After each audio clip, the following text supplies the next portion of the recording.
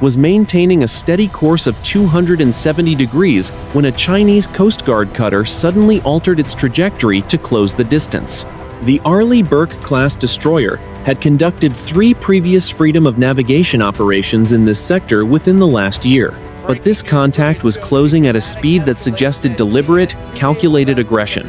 The question hanging over the bridge was no longer if the Chinese vessel would intercept, but whether the American crew could maintain their course without a physical collision.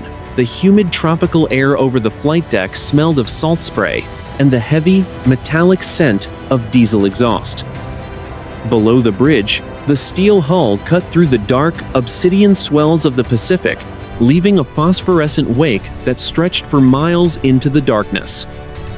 At exactly 4:15 in the morning, the commanding officer of the USS Halsey ordered the ship to modified general quarters. The bridge crew was composed of 22 highly trained sailors, each one focused on the glowing consoles of the Aegis combat system. The tactical action officer monitored the AN/SPY-1 Delta radar suite, noting that the Chinese cutter, hull number 5901, was maintaining a constant bearing and decreasing range. This was the classic signature of a collision course, a maneuver designed to force the American vessel to yield its right-of-way in international waters. The distance between the two vessels dropped from 4,000 meters to 2,500 meters in less than 3 minutes. On the bridge of the Halsey, the atmosphere was one of disciplined, cold professional focus. The navigation officer called out the ranges every 30 seconds, his voice steady against the low, rhythmic thrum of the 4 General Electric LM-2500 gas turbine engines, pushing the 9,000-ton warship through the water at 20 knots. The Chinese vessel, a Zhaotou-class cutter, was significantly smaller than the American destroyer, but built with a reinforced bow designed for maritime coercion. At 2,000 meters, the Chinese ship activated its high-intensity searchlights, blinding the bridge crew of the Halsey with a searing white glare that bounced off the spray-slicked windows. The American lookouts adjusted their polarized optics, maintaining their watch on the Chinese vessel's waterline to detect any further changes in its rudder position. The commanding officer of the Halsey picked up the bridge-to-bridge radio handset. He spoke in a clear, measured tone, identifying his ship and stating their position at latitude 9 degrees 44 minutes north, longitude 115 degrees 51 minutes east. He broadcasted on the international hailing frequency, informing the Chinese vessel that the USS Halsey was operating in accordance with international law and intended to maintain its current course and speed.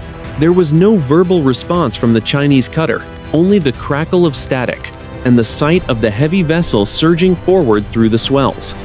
Inside the Combat Information Center, the air was chilled by heavy-duty cooling units designed to protect the sensitive electronics.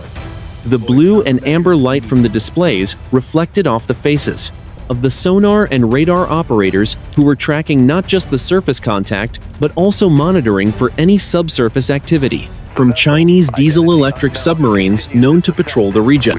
The American tactical plan was to maintain the ship's legal standing by, refusing to be intimidated, even as the Chinese cutter increased its speed to 25 knots. By 4:25 in the morning, the two ships were less than 800 meters apart. The physical presence of the Chinese vessel was now overwhelming, a wall of gray steel looming out of the darkness. The sound of the wind screaming past the Halsey superstructure was joined by the distant, heavy roar of the Chinese ship's engines. The deck beneath the American sailors' feet began to vibrate with the intensity of the close-quarters maneuver. The commanding officer ordered the ship's whistle to sound 5 short blasts, the international signal for danger and doubt regarding the other vessel's intentions. The sound tore through the humid night air, a deafening warning that echoed across the open water. Still, the Chinese cutter did not deviate. It was now clear to everyone on the bridge that the Chinese captain was not interested in a near miss. They were aiming for the Halsey's port side, just aft of the bridge. The American destroyer held its line. The crew gripped the handrails, bracing for an impact that was now seconds away.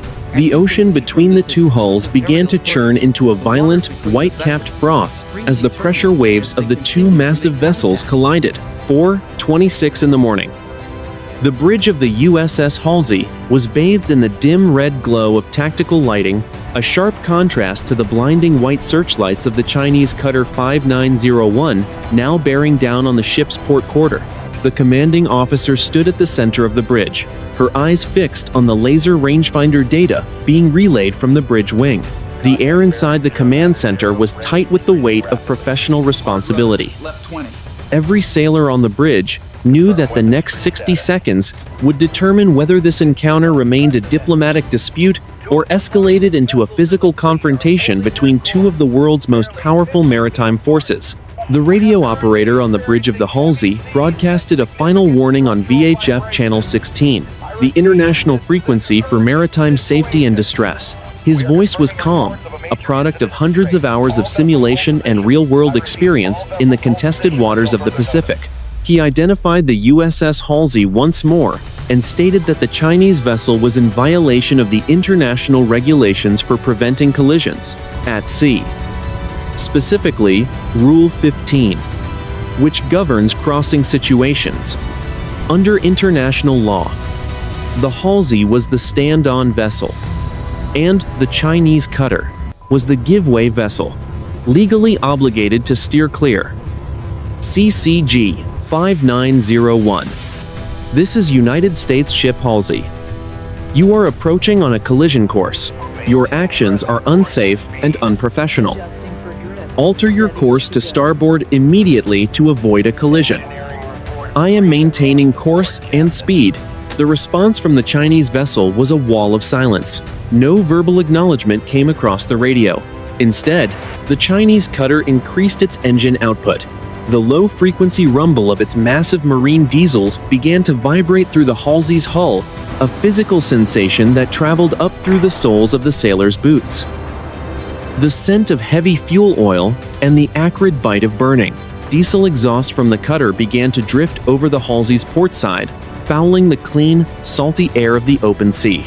The distance closed to 400 meters. At this range, the sheer mass of the Chinese vessel was terrifying.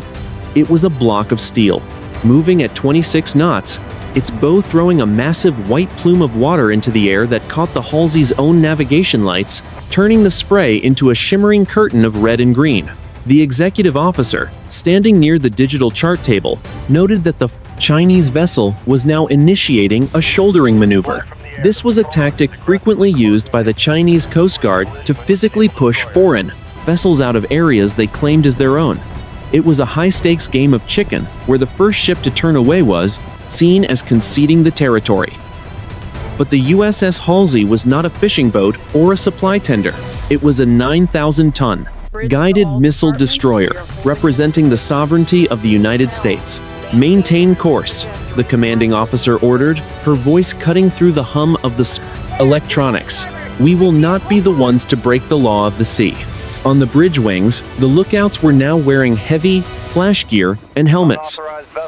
They kept their eyes on the Chinese vessel's deck, looking for any signs that the Chinese crew was preparing to use non-lethal weapons like water cannons or acoustic devices. The Halsey's own crew was already positioned at their defensive stations. The close-in weapon systems, the Mark 15 Phalanx, whirred as they tracked the Chinese cutter, their radar domes swiveling in a automated dance, though their safeties remained engaged. The sea between the two ships was now a chaotic mess of overlapping wakes and turbulent water. The physical pressure of the two hulls moving in such close proximity created a Venturi effect, an aerodynamic and hydrodynamic force that threatened to suck the two ships together. The Halsey's helmsman fought the wheel, his knuckles white as he countered the erratic pull of the water. At 4:28 in the morning, the range dropped to less than 200 meters. The Chinese cutter was no longer just a contact. On a screen, it was a physical presence that loomed over the port side like a skyscraper. The sound of the wind was now dominated by the roar of the water being displaced by the two massive ships. The salt spray was now reaching the upper decks of the Halsey, coating the sensors and windows in a fine, crystalline film.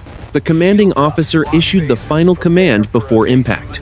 All hands, brace for shock. I repeat, Brace for shock.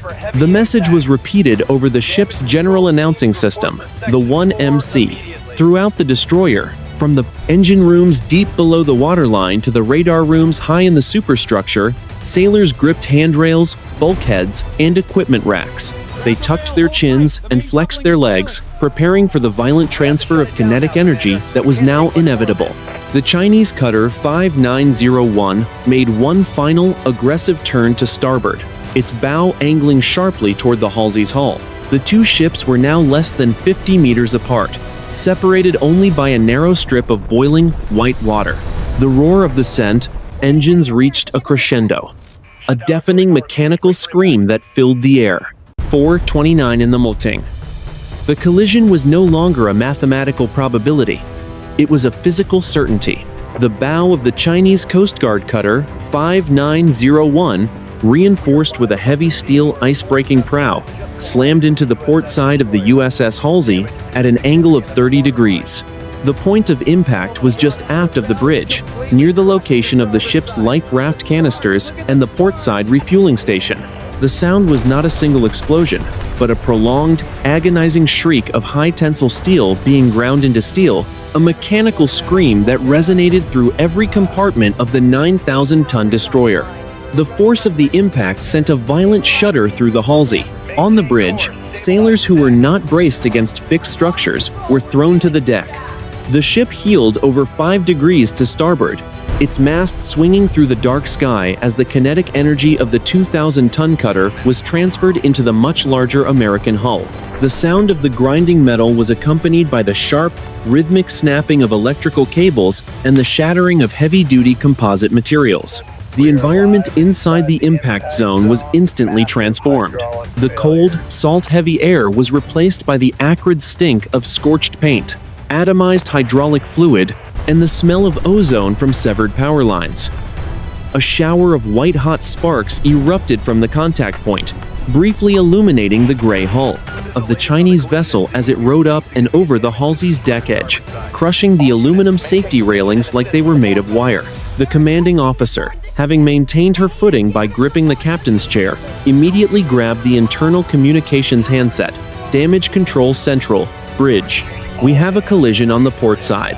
Frame 75. Report status of hull integrity and any flooding immediately. Below decks, the experience was even more visceral. In the mess decks and berthing areas, the sound was a deafening thunderclaps that seemed to vibrate the very air in the sailors' lungs.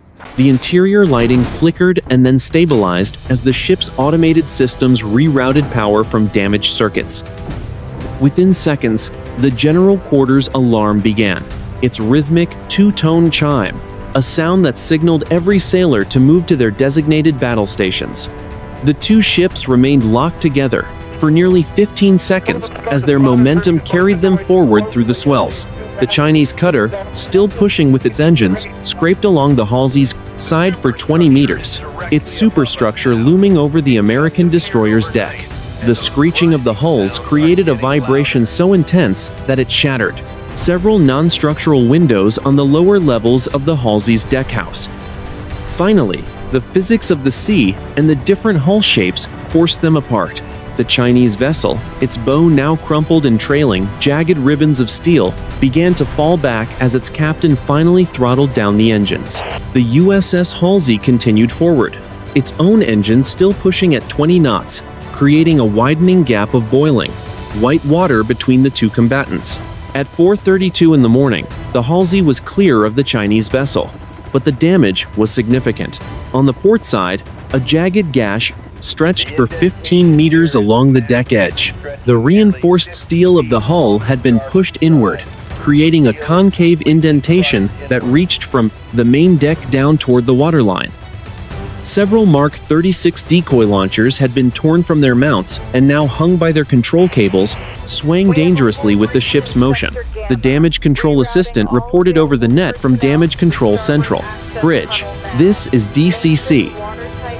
Initial assessment shows a hull breach above the waterline at frame 82.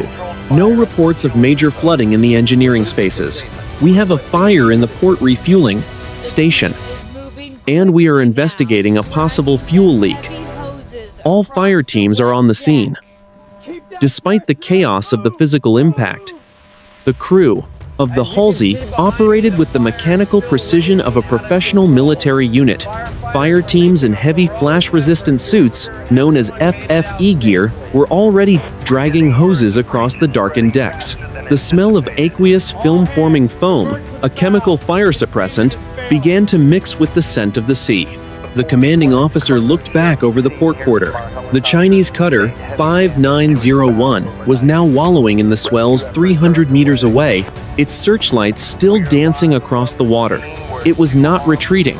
Instead, two other Chinese maritime militia vessels, previously unseen in the darkness, were now closing in from the north.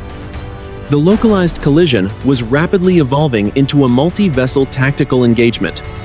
Set condition zebra throughout the ship, the commanding officer ordered, her voice firm. Condition zebra was the highest state of watertight integrity, meaning every door and hatch in the ship was to be locked down. Inform 7th Fleet, we have been rammed in international waters. We are stable, but we are being surrounded. 4:35 in the morning. The South China Sea. The USS Halsey surged through the swells, her engines maintaining 20 knots. Despite the jagged wound on her port side, the air around the superstructure was thick with the chemical tang of aqueous film-forming foam and the sharp, metallic odor of shredded aluminum. On the bridge, the commanding officer monitored the digital status boards, which flickered with amber caution lights indicating damage to the portside sensors and communication arrays. Damage control teams, organized into Repair Locker 2, were already deep into the investigation of the impact zone. The damage control assistant reported through the primary sound-powered phone circuit, his voice competing with the roar of ventilation fans running at maximum capacity to clear smoke from the internal passageways. Initial reports confirmed that the hull breach at frame 82 was 3 meters above the waterline, but the structural steel of the main deck had been buckled upward by 4 inches. This deformation threatened the alignment of the port side torpedo tubes and the nearby sliding power doors. Bridge. Damage control central. Fire in the refueling station is extinguished. The report came through. We have isolated a ruptured hydraulic line leading to the boat crane. We are currently shoring the bulkheads in the Eleanor compartment to prevent further structural sagging. No flooding reported in the engine rooms, but we are monitoring the port shaft seals for vibration. Outside, the tactical situation was deteriorating. 3 Chinese maritime militia vessels, each approximately 60 meters in length with reinforced steel hulls, were closing from the north and northeast. These were not government ships, but state-affiliated fishing vessels acting as a screening force. They moved with a synchronized precision that suggested they were receiving direct tactical data from the Chinese cutter 5901, which remained dead in the water 1,500 meters behind the Halsey. The commanding officer adjusted her headset. Tactical. Bridge.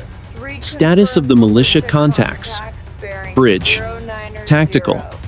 Contacts are designated Sierra 04, 05, and 06. They are closing at 22 knots. Range is currently 4,000 meters. They are maneuvering to box us in between the shoal and their formation. If we maintain this course, we will be forced into the shallow waters of Second Thomas Shoal within 12 minutes. The environmental conditions added a layer of complexity to the defense.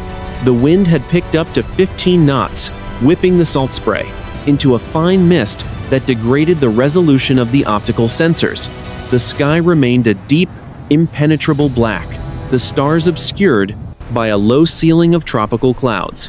Every time the Halsey crested a wave, the ship groaned a deep, low-frequency sound of stressed metal that vibrated through the deck plates. In the Combat Information Center, the air was cold enough to cause the breath of the sailors to mist.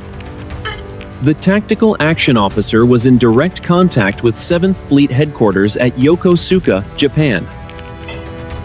A flash priority message had been sent, detailing the unprovoked ramming and the ongoing harassment by the maritime militia. The response was immediate. The amphibious assault ship USS America, located 80 miles to the east, had already launched 2 F-35 Bravo Lightning II fighters and an MH-60 Sierra helicopter to provide overhead surveillance and combat air patrol. Captain, 7th Fleet has authorized the use of non-lethal deterrents to maintain our freedom of navigation, the tactical action officer announced. We are also cleared to maneuver as necessary to avoid further collisions, including the use of warning shots if the militia vessels ignore our final warnings. The commanding officer looked at the radar display. The 3 militia vessels were now within 2,000 meters.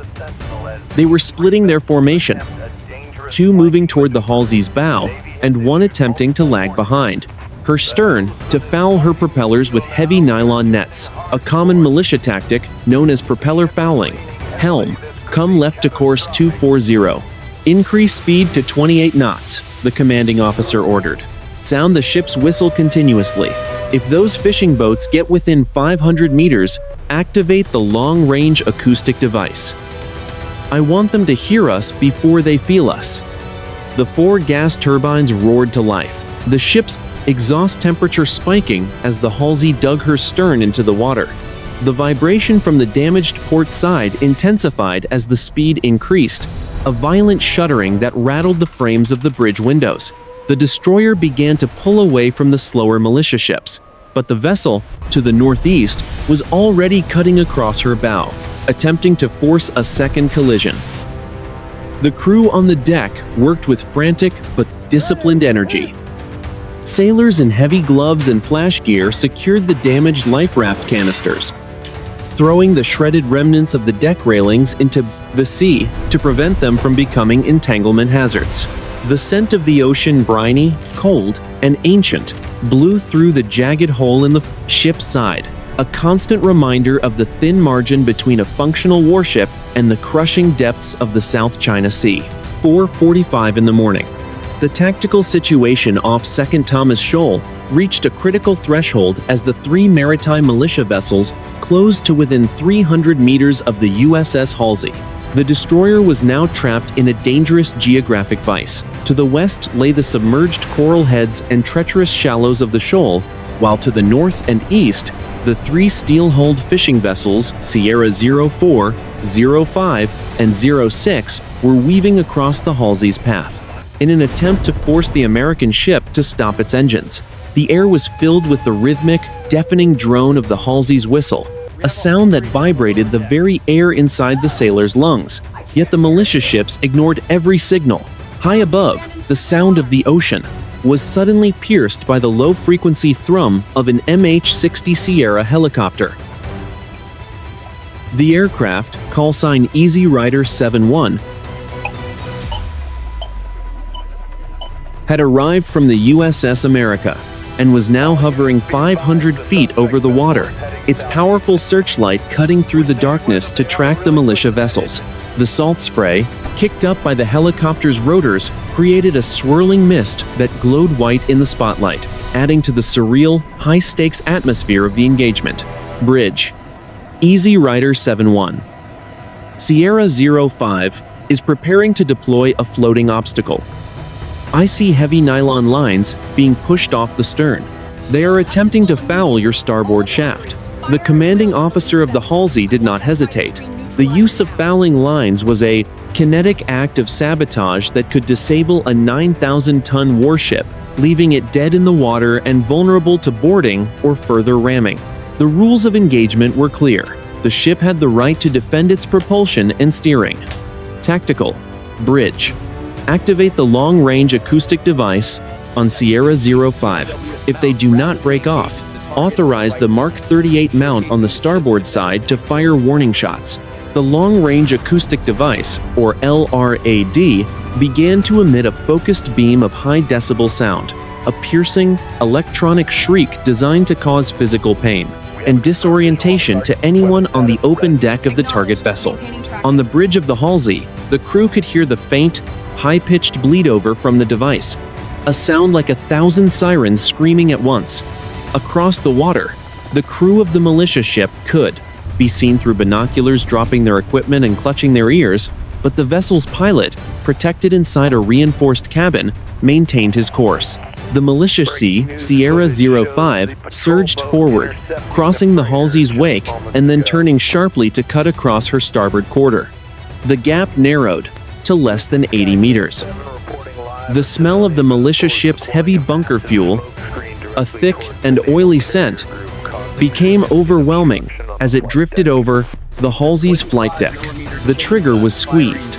The Mark 38 25mm chain gun on the Halsey's starboard side erupted into life. The mechanical thud of the weapon echoed through the ship's hull, and the sharp, sulfuric smell of burnt cordite filled the air on the weather decks. A stream of tracer rounds, glowing a brilliant, hot red, tore into the dark water just 10 meters in front of the militia vessel's bow. The rounds impacted the sea with a series of violent white geysers. The sound of the projectiles hitting the surface like a sequence of whip cracks. The militia vessel did not veer away. Instead,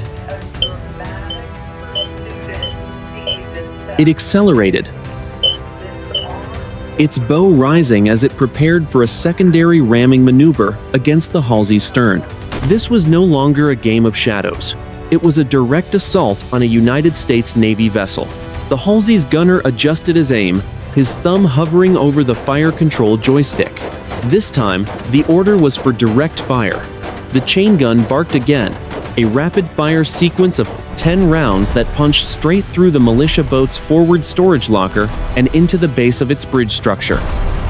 The impact was instantaneous and devastating.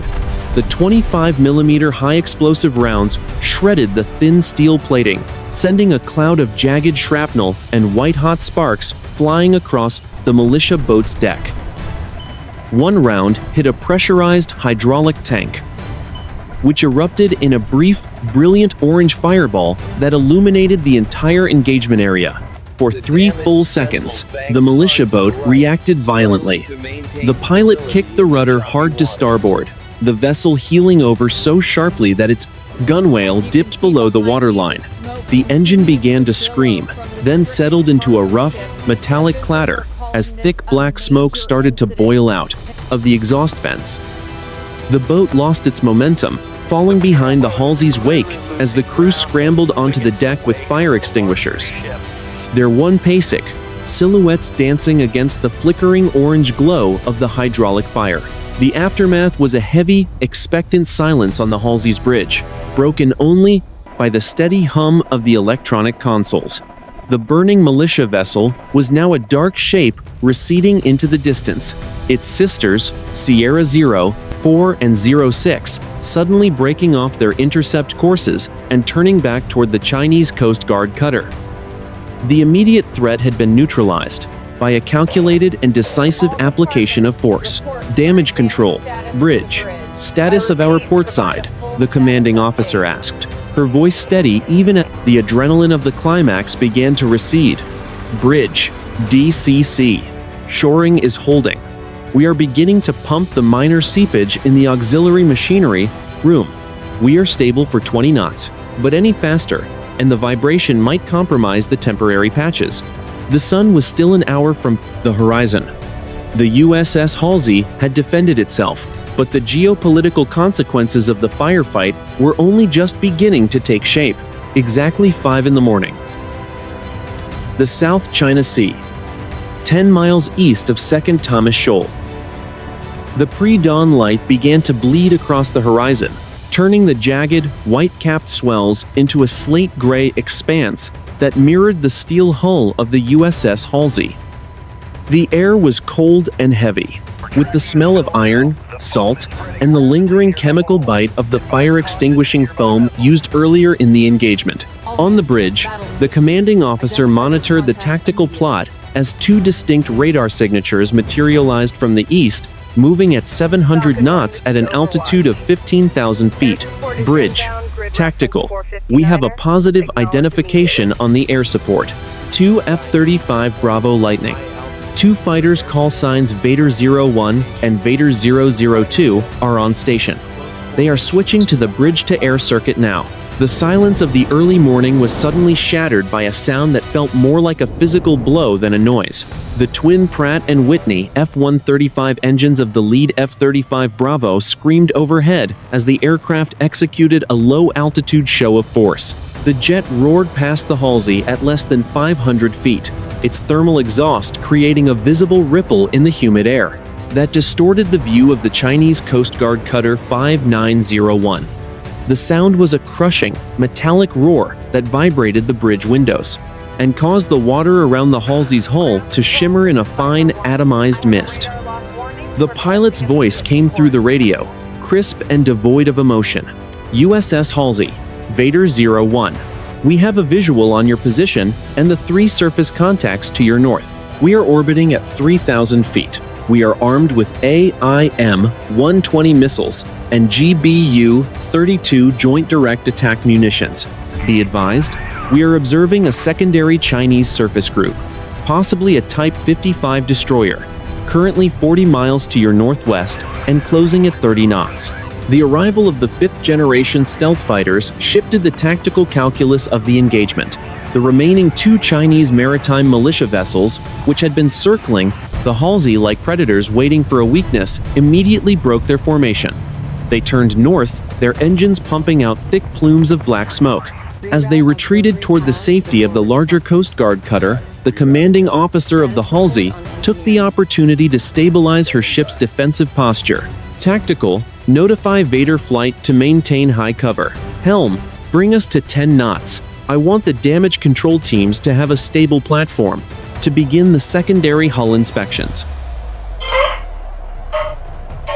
While the air support provided a protective umbrella, the Halsey's crew deployed their own tactical countermeasures to deter any further close-range harassment. The ship's high-pressure water cannons, typically used for firefighting, were manned and aimed over the port and starboard rails. These systems could deliver thousands of gallons of seawater per minute at a pressure of 150 pounds per square inch, enough to sweep a man off a deck or swamp a small fishing vessel. The spray from the monitors caught the rising sun, creating a series of brief artificial rainbows that arched over the scorched and twisted metal of the impact zone. The environment around the ship was a study in contrasts.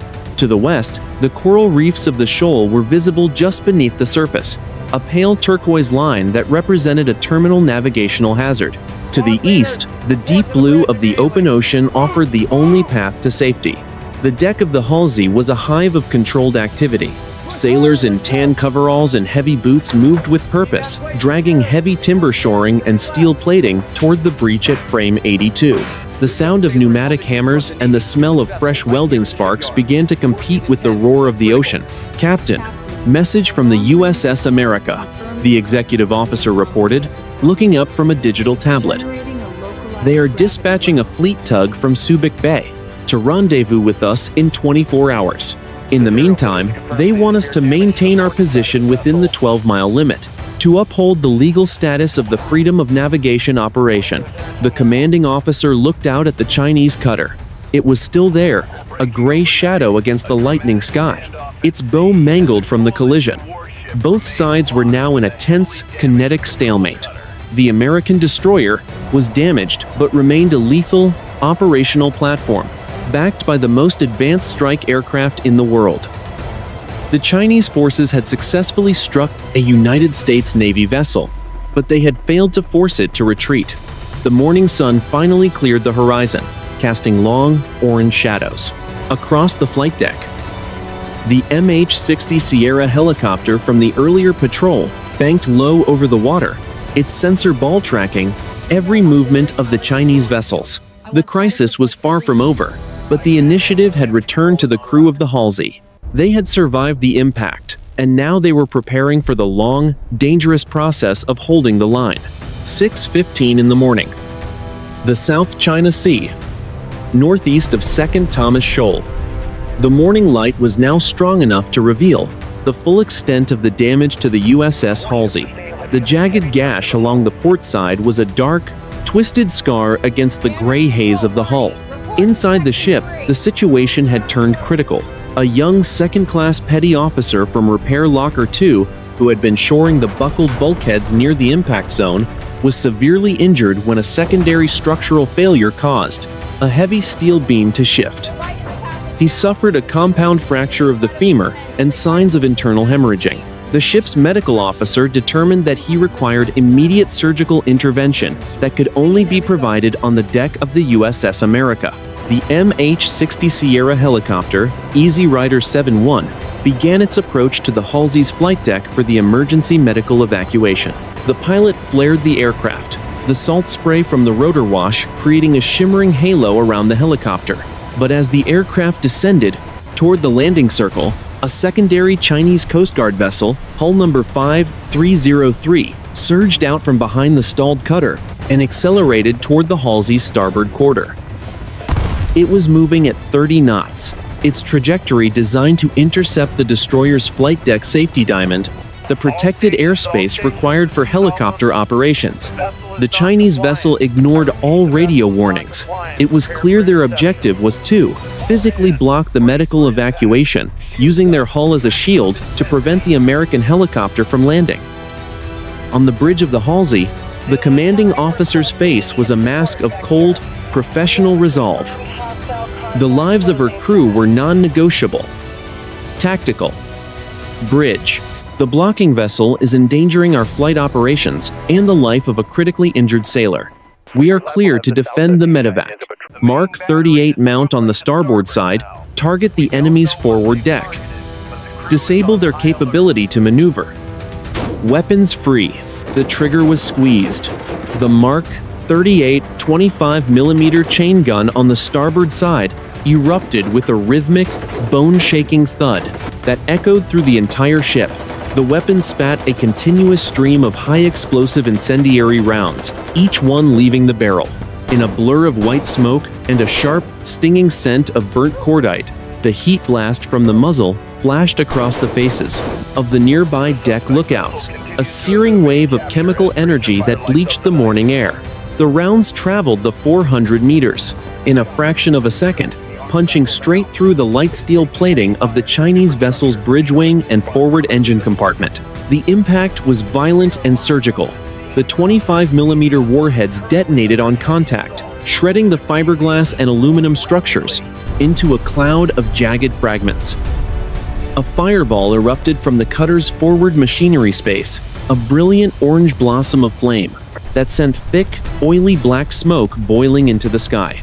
The sound of the explosions was a series of sharp, overlapping cracks that drowned out the roar of the wind. The Chinese vessel reacted instantly, the pilot losing control of the forward steering hydraulics as the rounds severed the lines, kicked the rudder in a desperate attempt to veer away. The boat lurched to starboard, its bow dipping dangerously into a 2-meter swell. The fire was already moving faster than the crew could react, chasing the fuel vapor along the deck and engulfing the forward mast. The vessel came to a grinding halt, its engines coughing out a final, dying plume of gray smoke before falling silent. The immediate aftermath was a scene of clinical tactical success.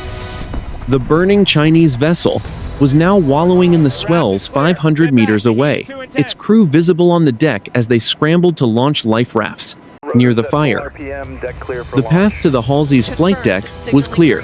The radio on the bridge crackled to life as the helicopter pilot confirmed the approach. Bridge, Easy Rider 7-1. The deck is clear. Commencing landing now. The helicopter touched down with a light bounce, its wheels locking into the deck grids as the medical team rushed the injured sailor across the non-skid surface. The air was filled with the scream of the turbine engines and the smell of burnt metal from the nearby engagement. Within 90 seconds, the sailor was secured inside the aircraft, and the MH-60 Sierra was climbing back into the gray sky, banking hard toward the east, and the safety of the carrier strike group. The USS Halsey had cleared the box. The decisive application of kinetic force had ensured the safety of the crew and the success of the medical mission. The commanding officer looked out at the two burning Chinese ships, one from the collision and one from the engagement, and knew that the rules of the South China Sea had been rewritten in the last 2 hours. 7 in the morning. The South China Sea, 12 miles east of Second Thomas Shoal. The USS Halsey maintained a steady speed of 10 knots, her wake a thin, white line against the deep indigo of the Pacific. The immediate kinetic engagement had subsided, but the battle for the ship's survival moved from the weapon mounts to the internal passageways and the scorched exterior of the hull. The morning air, though brightening with the rising sun, remained heavy with the smell of burnt electrical insulation, salt spray, and the lingering chemical scent of the fire-suppressant foam that coated the portside decks. On the bridge, the commanding officer reviewed the combat systems availability report. The physical shock of the collision and the subsequent vibration from high-speed maneuvering had taken a toll on the ship's sensitive electronic backbone. 3 of the 4 arrays of the AN/SPY-6 radar remained fully operational, but the portside aft array showed a cooling line failure, caused by the structural deformation of the deckhouse. Without full cooling, the radar's power output had to be throttled back by 40% to prevent the gallium nitride components from melting under their own heat. Logistics. Bridge. Report status of the vertical launch system and fuel reserves. The commanding officer ordered. Bridge. Logistics. We have used 12% of our Standard Missile-2 interceptors during the initial warning phase, and the Mark 38 mount has expended 400 rounds of 25mm ammunition. Fuel oil is at 82%. However, the portside refueling station is completely destroyed. We cannot take on fuel from that side until we reach a shipyard. Our current endurance is 14 days at 10 knots, or 5 days if we are forced back to flank speed. Below the main deck, in the humid, dimly lit compartments of Repair Locker 2, 20 sailors were engaged in the grueling work of structural stabilization. The sound of the ocean pressing against the damaged hull was a constant, low-frequency groan, a reminder that only 3/4 of an inch of DEST, high-tensile steel separated the crew from the crushing depths. The damage control teams used heavy timber shoring, thick beams of Douglas fir, to create a K-type brace against the buckled bulkheads. The scent of fresh-cut wood mixed with the oily smell of the auxiliary machinery room as the sailors hammered the wedges into place, their faces glistening with sweat and hydraulic fluid. The damage control assistant, wearing a sound-powered telephone headset, coordinated the effort. Hold that beam steady. We need 2 more wedges at the base of frame 84. If that bulkhead shifts another inch, we lose the watertight seal on the secondary ammunition hoist. On the flight deck, the air was filled with the rhythmic whistling of the wind through the jagged ribbons of aluminum railing. A detail of 12 sailors, working in a coordinated line, performed a foreign object debris walk. They moved slowly across the non-skid surface, picking up every fragment of shattered glass, twisted metal, and spent shell casings. Even a single bolt sucked into the intake of a landing helicopter could cause a catastrophic engine failure. The discipline of the crew was absolute. Despite the exhaustion of 4 hours of combat and emergency repairs, no one spoke except to call out a found object. To the north, the foreign military vessel remained visible on the horizon, a stationary silhouette against the morning haze. It was no longer an immediate threat, but its presence forced the Halsey to remain in a high state of readiness. The 2 F-35 Bravo fighters from the USS America had been replaced by a fresh pair of aircraft, their distant, high-pitched whine a constant acoustic reminder of American air superiority. At 7:30 in the morning, the Halsey established a secure satellite link with the Military Sea Lift Command fleet tug USNS Catawba, which was currently 300 miles to the northeast. The 2 ships coordinated a rendezvous point at coordinates 10 degrees 42 minutes north, 116 degrees 8 minutes east. The plan was for the Catawba to provide a side-by-side tow if the Halsey's port shaft vibration worsened, or to provide additional welding teams and steel plate for more permanent mid-sea repairs. The Tactical Action Officer in the Combat Information Center monitored the secondary Chinese surface group, which had slowed its advance and was now loitering 45 miles away. The presence of the American Carrier Strike Group just over the horizon had successfully de-escalated the immediate maritime confrontation into a diplomatic standoff. The Halsey had held its ground, defended its crew, and maintained its legal mission, but the cost was visible in every twisted inch of her portside armor. "Captain, Damage Control Central reports the shoring is set and the seepage has been reduced to less than 5 gallons per hour," the executive officer reported. "The ship is as stable as she can be in these seas." The commanding officer nodded, her eyes fixed on the horizon, where the blue of the sea met the pale gray of the sky. "Keep the crew. Unmodified general quarters. We aren't out of the South China Sea yet. I want the morning watch to have hot coffee and a full meal at their stations. They've earned it." Exactly 9 in the morning, on the 29th of March, 2026. The South China Sea. The USS Halsey, DDG-97, was now 20 miles east of Second Thomas Shoal, maintaining a steady course of 090 degrees at a speed of 12 knots. The sky had cleared into a brilliant, hard blue, and the sun sat high over the horizon, illuminating the jagged, scorched metal of the destroyer's port side. The tactical situation had finally stabilized into a cold, monitored peace. The secondary Chinese surface group, led by a Type 55 cruiser, had turned back toward the mainland. After the arrival of a second flight of F-35 Bravo fighters from the USS America, the commanding officer stood on the bridge wing, looking back at the wake of her ship. The air was finally free of the smell of burning hydraulic fluid, replaced by the clean, sharp scent of the open ocean. Through her binoculars, she could see the distant, dark smudge of the Chinese Coast Guard cutter 5901, now being towed by a civilian salvage vessel toward the north. The confrontation was over, but the physical and political evidence of the encounter remained written in the twisted steel of both nations' hulls. Logistics. Bridge. Final damage assessment for the after-action report the commanding officer requested. Bridge. Logistics. The Halsey has sustained significant structural damage to the port side deck edge between frames 75 and 90. We have lost 60% of our port side secondary sensor capacity, and the port refueling station is inoperable. However, the Aegis combat system remains 75% functional, and all primary weapon systems, including the Mark 41 vertical launch system, are green. Total casualties.